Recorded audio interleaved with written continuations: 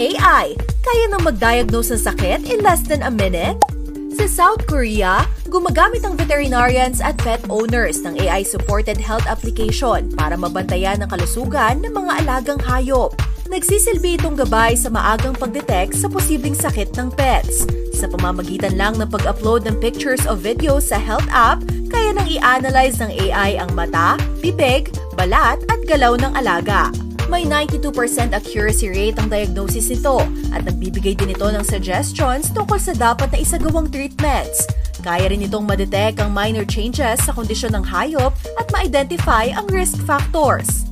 Ayon sa veterinarian na si Lee Hae-yoon, nakatutulong ang AI health app sa vets na mas mapadali at mapabilis ang kanilang differential diagnosis o proseso ng pagsusuri sa iba't ibang posibleng sakit. Kaya naman, mas mabilis din silang nakakapagbigay ng tamang gamutan.